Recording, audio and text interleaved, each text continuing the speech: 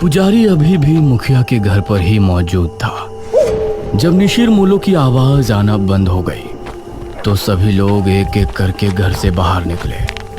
मुखिया और ठकुराइन भी पुजारी के साथ घर से बाहर निकल आए। मुखिया जी, अब हमें तांत्रिक बाबा को खबर कर देनी चाहिए।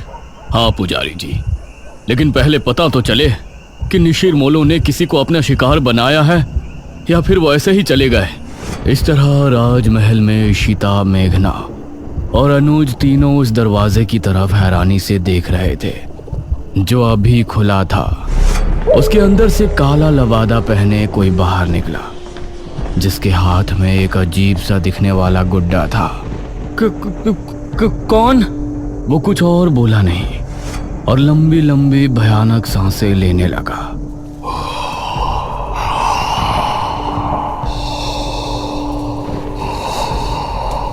उसकी भयानक सांसों को सुनकर ये तीनों डर गए और तभी वो तेज रफ्तार से इनकी तरफ भागा।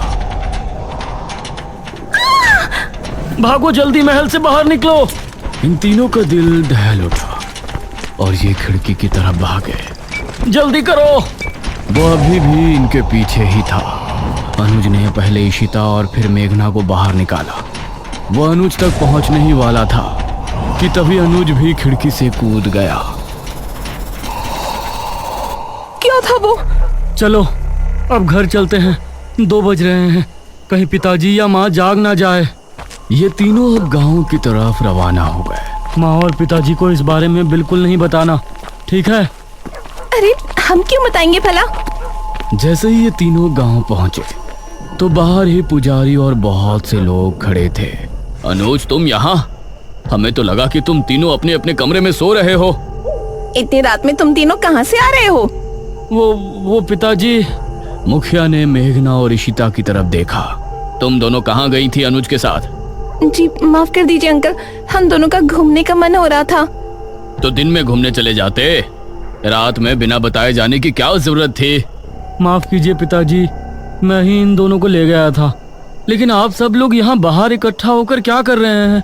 अनुज ने बात को बदलते हुए कहा। आज गांव में निशिर मोलो आए थे, सभी उनकी आवाज सुनकर ही खौफ में थे। क्या निशिर मोलो? ये निशिर मोलो कौन है? 4 कथई लबादे वाले शख्स जो अपने कंधों पर एक ताबूत उठाए रात के समय गांव में घूमते हैं। उनकी आंखें लाल चमक रही होती हैं। रात के समय गांव में घूमते हैं। उस समय अगर वो किसी को देख लेते हैं या कोई उन्हें एक बार देख लेता है तो वो उसे अपने साथ ले जाते हैं। सभी गांव के लोग तो अपने अपने घरों में थे, लेकिन वो लोग संपत और कप्ता को ले गए। वो बाहर ही जुआ खेल रहे थे। अनुज, इशिता और मेघना तीनों ही ये सुनकर चौंक पड़े। पिताजी, लेकिन इससे पहले तो ऐसा गांव में कुछ भी नहीं हुआ, न ही आपने मुझे कभी इसके बारे में बताया। ये 400 साल पहले की बात है बेटा, हमारे महाराज के समय की बात।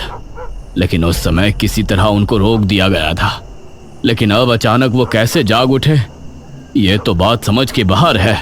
मुखिया जी, अब कल सुबह ही तांत्रिक महाराज से मिलने के लिए निकलेंगे। फिलहाल सभी लोग अपने अपने घरों को जाएं और निशिर मोलो से सावधान रहें।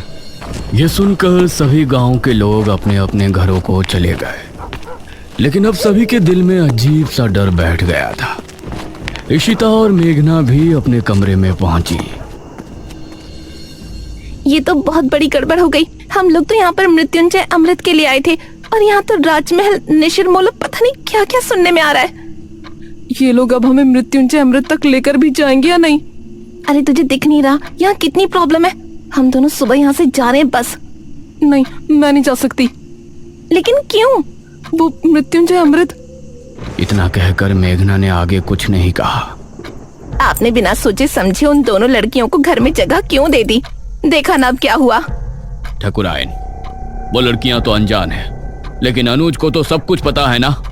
वो उनको लेकर रात में निकल गया, इसमें हम उनको दोषी नहीं ठहरा सकते। उनको लेकर जाने वाला तो हमारा ही बेटा है ना। कुछ ही देर में सभी एक एक करके सो गए।